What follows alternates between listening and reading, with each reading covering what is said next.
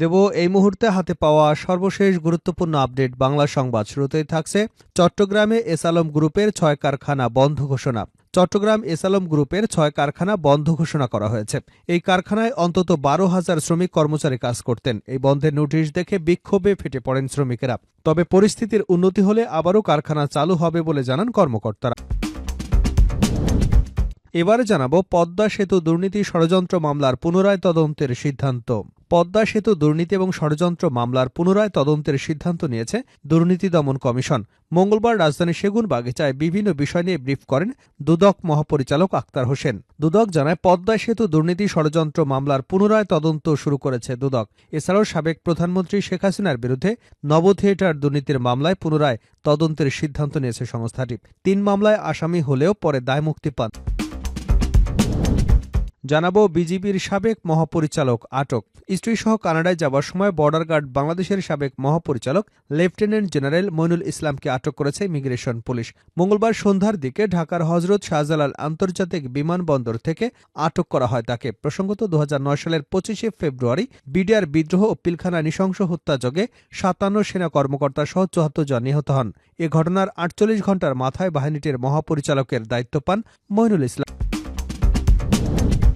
এদিকে সংস্কার কার্যক্রম বাস্তবায়নের পরেই নির্বাচন নিয়ে অধৈর্য হওয়ায় সরকারের সংস্কার কাজ ব্যাহত হচ্ছে বলে মন্তব্য করেছেন অন্তর্বর্তী সরকারের স্থানীয় সরকার, পল্লী উন্নয়ন ও সমবায় মন্ত্রণালয় এবং যুব ও ক্রীড়া মন্ত্রণালয়ের উপদেষ্টা আসিফ মাহমুদ সজীব। এবারে থাকছে জাতীয় পার্টির প্রতিষ্ঠা বার্ষিকীতে ব্যাপক কর্মসূচি। আগামী ১ জানুয়ারি প্রতিষ্ঠা বার্ষিকীতে ব্যাপক কর্মসূচি বাস্তবায়ন করবে জাতীয় পার্টি। এই উপলক্ষে মঙ্গলবার দুপুরে জাতীয় পার্টির চেয়ারম্যানের বনানী কার্যালয়ে এক প্রস্তুতি সভা অনুষ্ঠিত হয়েছে। রাজধানীতে জনসমাগমে প্রতিষ্ঠা বার্ষিকী উপলক্ষে আলোচনা সভা, বর্ণাঢ্য শোভাযাত্রার আয়োজন করা হয়। এবং সর্বশেষ জানাবো দিল্লিতে অবৈধ বাংলাদেশিদের ব্যাপক ধরপাকড়। ভারতের রাজধানী নয়াদিল্লিতে বসবাসরত বাংলাদেশি অভিবাসীদের বিরুদ্ধে ব্যাপক ধরপাকড় অভিযান শুরু করেছে পুলিশ। মঙ্গলবার সকালে দিল্লির কালিন্দকুঞ্জ এলাকায় বাংলাদেশিদের শনাক্তের অভিযান পরিচালনা করা হয়েছে। গত কয়েকদিনের অভিযানে এখন পর্যন্ত প্রায় ১,০০০ বাংলাদেশিকে শনাক্ত করা হয়েছে বলে দিল্লি পুলিশ জানিয়েছে। ভারতীয় বার্তা সংস্থা ANI জানিয়েছে, মঙ্গলবার ভারতের জাতীয় রাজধানীর কালিন্দকুঞ্জ এলাকায় অবৈধ বাংলাদেশিদের খোঁজে তল্লাশি অভিযান চালিয়েছে দিল্লি পুলিশ। এতক্ষণ শিরোনাম শুনছিলেন, এবার বিস্তারিত। প্রিয় দর্শক, আপনি যদি এই চ্যানেলে নতুন হয়ে থাকেন, ভিডিওটি দেখতে দেখতে চ্যানেলটি সাবস্ক্রাইব করে আমাদের সঙ্গে থাকুন। আর এই ভিডিও সম্পর্কে আপনি আপনার মূল্যবান মতামতটি কমেন্ট বক্সে জানিয়ে দিন। আর হ্যাঁ প্রিয় দর্শক, জানিয়ে দিন ভিডিওটি কোথা থেকে দেখছেন। চট্টগ্রামে এস আলম গ্রুপের ৬ কারখানা বন্ধ ঘোষণা। চট্টগ্রামে এস আলম গ্রুপের ৬ কারখানা বন্ধ ঘোষণা করা হয়েছে। এ কারখানায় অন্তত ১২,০০০ শ্রমিক কর্মচারী কাজ করতেন। এই বন্ধের নোটিশ দেখে বিক্ষোভে ফেটে পড়েন শ্রমিকরা। তবে পরিস্থিতির উন্নতি হলে আবারও কারখানা চালু হবে বলে জানিয়েছেন কর্মকর্তারা। মঙ্গলবার দুপুরে বিতর্কিত ব্যবসায়ী গোষ্ঠী এস আলম গ্রুপের মানব সম্পদ এবং প্রশাসনের প্রধান মোহাম্মদ বোরহান উদ্দিনের স্বাক্ষর করা বন্ধের নোটিশ টাঙানো হয়। এতে বলা হয়, কর্তৃপক্ষের নির্দেশক্রমে অনিবার্য কারণবশত আগামীকাল বুধবার থেকে পরবর্তী নির্দেশ না দেওয়া পর্যন্ত কারখানাগুলো বন্ধ থাকবে। তবে কারখানার নিরাপত্তা, সরবরাহ এবং জরুরি বিভাগ খোলা থাকবে। বেলা ৩:৩০টার সময় কালারপুর এলাকায় S Alam cold road steel লিমিটেডে গিয়ে দেখা যায় শতাধিক শ্রমিক কারখানার ভেতরে বিক্ষোভ করছিলেন। তারা আকস্মিক নোটিশে কারখানা বন্ধ করবার ব্যাপারে পরিবার পরিজন নিয়ে বিপাকে পড়ার কথা বলেছেন। এর আগে ব্রিটিশ গণমাধ্যম ফাইন্যান্সিয়াল টাইমসকে দেওয়া এক সাক্ষাৎকারে বাংলাদেশ ব্যাংকের গভর্নর আহসান মনসুর বলেন, ডিজিএফআইয়ের সহায়তায় কয়েকটি ব্যাংক দখল করবার পর ব্যবসায়ী গোষ্ঠী এস আলমের প্রতিষ্ঠাতা এবং চেয়ারম্যান মোহাম্মদ সাইফুল আলম ও তার সহযোগীরা অন্তত ১০ বিলিয়ন বা ১,০০০ কোটি ডলার ব্যাংক ব্যবস্থা থেকে বের করে নিয়েছেন।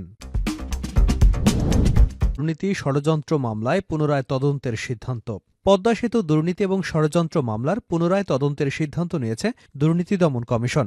মঙ্গলবার রাজধানীর সেগুনবাগিচায় বিভিন্ন বিষয় নিয়ে ব্রিফ করেন দুদক মহাপরিচালক আক্তার হোসেন। দুদক জানায়, পদ্মা সেতু দুর্নীতি ষড়যন্ত্র মামলার পুনরায় তদন্ত শুরু করেছে দুদক। এছাড়াও সাবেক প্রধানমন্ত্রী শেখ হাসিনার বিরুদ্ধে নব থিয়েটার দুর্নীতির মামলায় পুনরায় তদন্তের সিদ্ধান্ত নিয়েছে সংস্থাটি। ৩ মামলায় আসামি হলেও পরে দায়মুক্তি পান তিনি। দুদকের অনুসন্ধান দল জানিয়েছে, ৮ প্রকল্পে শেখ হাসিনার ২১,০০০ কোটি টাকা লোপাটের তদন্তে প্রধান উপদেষ্টার সচিব বরাবর তথ্য চেয়ে চিঠি দেওয়া হয়েছে।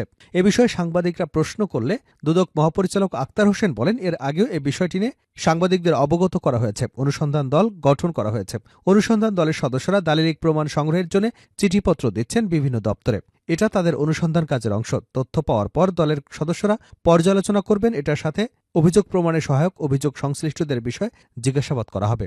এদিকে সাবেক প্রধানমন্ত্রী শেখ হাসিনা, তার ছেলে সজীব ওয়াজেদ জয়, ছোট বোন শেখ রেহানা এবং তার মেয়ে ব্রিটিশ মন্ত্রী টিউলিপ সিদ্দিকের দেশে বিদেশে লেনদেনের যাবতীয় নথি তলব করে বাংলাদেশ ফিনান্সিয়াল ইন্টেলিজেন্স ইউনিটের কাছে চিঠি দিয়েছে দুদক।